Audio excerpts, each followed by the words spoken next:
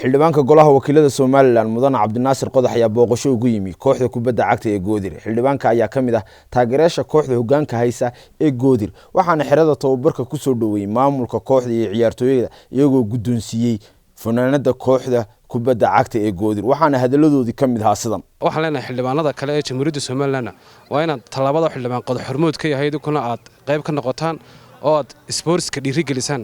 waxa kale oo xildhibaanka codsanana in xeerarkii sportska kubadda cagta oo wali inta Jamhuuriyadda Soomaaliland jirtay aan wax xeerar la sameyn haddii inuu ku dhaawacmo muxuu xaq u leeyahay haddii maxaa ahaydey garsoore uu dhib geysto oo maxaa ahaydey isagna sharciga qabanaya muxuu yahay ciyaartooyga sharciga qabanaya muxuu yahay ciyaartooyga kooxda u ciyaaro haddii dhib soo gaadhay soo garoon ku jira muxuu inankaasi magdhow leeyahay. marka waxyaabahaasaan ka rajaynaynaa inuu qodax galaha geyn doono koobiis dadka xildhibaana kalena ay ku taageeri doonaan.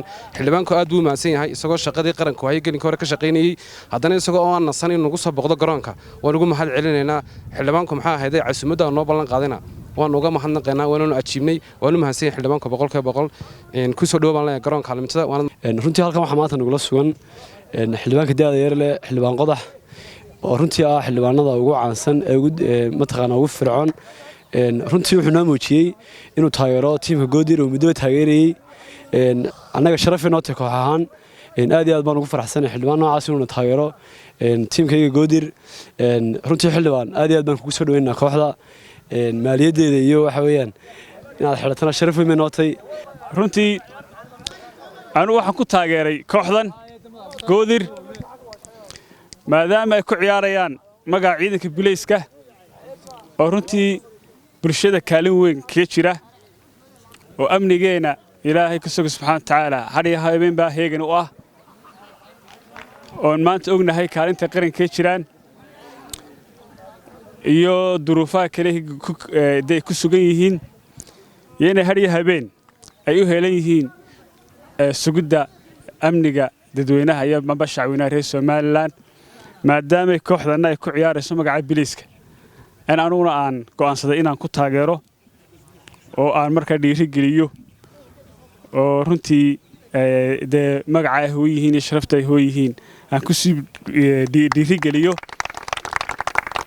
in aanay magac sahlan aan sidane magac qaranka oo dhan ku weyn oo magaca bilayska ku ciyaarayaan inay sitaan baan runtii aan ku taageeray maantana aan halkan ugu yimiyo aan la qaybsanayaa tababarka iyo runtii juhdiga iyo dadaalka ay ku jiraan ay ugu jiraan inay hantaan koobka horyaalada Jamhuuriyadda Soomaaliland.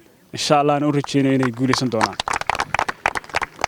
ciyaaruhu runtii kaalin weyn bay inaga jiraan dad badan oo da'yarta runtii way ku foogan yihiin ilaa waxaan ka baryayguna inay guul ka gaaraan wasaaradda ciyaaraha. runtii inkastoo wasiir cusub hadda yimid wasiirkii horena waanu mahadnaqaynaa runtii dadaal buu ku jiray wasiirka cusubna waa runtii waxaan ka codsanay idinkuna soo dhaweysaan bahda ciyaaruhuna inay halka ay joogto ay hore ugu sii socoto. aniguna haddii la yiraahdo golaha wixii looga baahan yahay ciyaaraha baxeerar ah insha Allah waa ku dadaali doonaa inaan horumar u noqdo inaan ka shaqeeyo haddii Ilaahay nafta nusma insha Allah. kooxda Goodir guul baan idin rajeynayaa insha Allah koobka waa qaadi doontaan.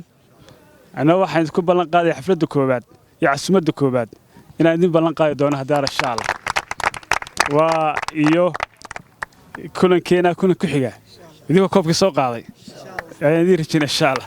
macallinkana si gaar ah salaam iyo shabaal waa mahadsantii dhamaantiin. assalaamu calaykum waraxmatullaahi wabarakaatuh.